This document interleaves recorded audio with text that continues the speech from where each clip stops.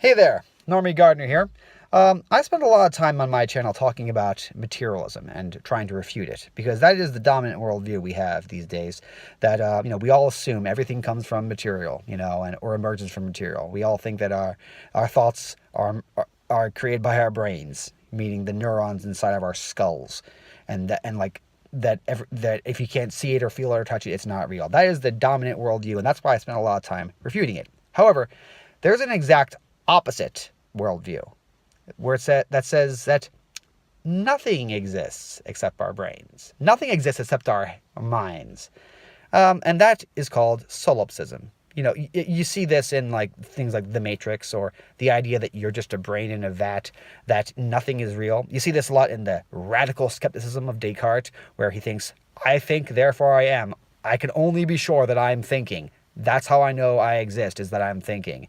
I can't trust anything else. This whole skeptical idea, it's sort of like the flip side of materialism. It's the exact opposite of materialism, but it's funny because people take this idea seriously, just like they take materialism seriously. And in this video, I'm going to show that this idea is just as ridiculous as materialism is, if you really think about it. So, solipsism, the idea that nothing but you exist, that you're imagining everything, that you are a genius creating this entire world, that you're creating me right now. You've imagined my goatee and my tie right now, that I don't exist, only you exist. That idea on its face looks ridiculous, but the thing that's seductive about it is that people think that you can't refute it. People think, well, can you prove it's not true? Yes, and I'm going to do so right now. I can prove it's not true. Okay, so do you know what the word part means? Like, something that is a part of something else. A pizza slice is a part of a pizza, right? And do you know what the word whole is? Like, not H-O-L-E, W-H-O-L-E. A whole, like the whole thing, like the whole pizza. Okay, you know what a part is, and you know what a whole is. A whole is comprised of parts. A whole is made up of parts, right? You know what that is. Everyone knows what that is. All right. Can a part be bigger than the whole that it's a part of? No, it can't, right? Pretty obvious, right? Now, could you forget that knowledge? Could you create that knowledge or forget it? That a part can't be bigger than the whole that it's a part of? Like a pizza slice can't be bigger than the pizza that it's a part of? That, a brick can't be bigger than the house it's a part of anything that is comprised of wholes of parts, which is pretty much everything in the world. Can you ever forget that a part of something cannot be bigger than the thing that's a part of? No, you can't. It's a rhetorical question. You can't. You didn't make up this knowledge. You didn't imagine this knowledge. This logical truth, this unforgettable knowledge, this very basic, unforgettable knowledge that, that everyone knows, you didn't make it up. I didn't make it up. It's just out there. We just know it. In fact, we can't even forget about it. I mean, you can forget a lot of things. I forget a lot of things. I forget things all the time. But I'm never going to forget this logical truth that a part cannot be bigger than the thing it's a part of. I can't.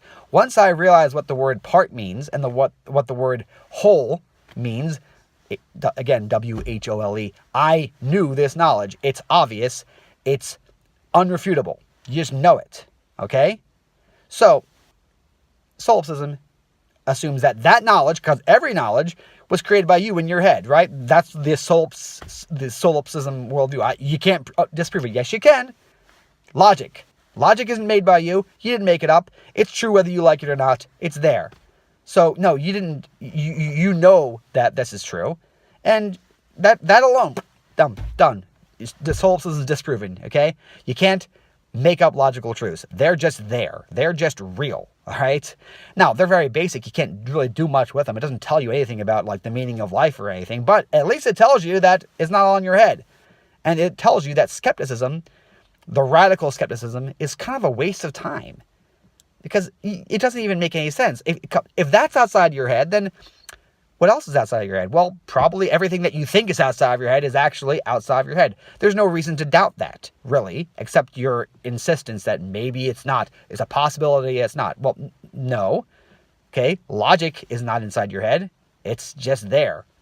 It's reality, So why would you think anything else is inside your head?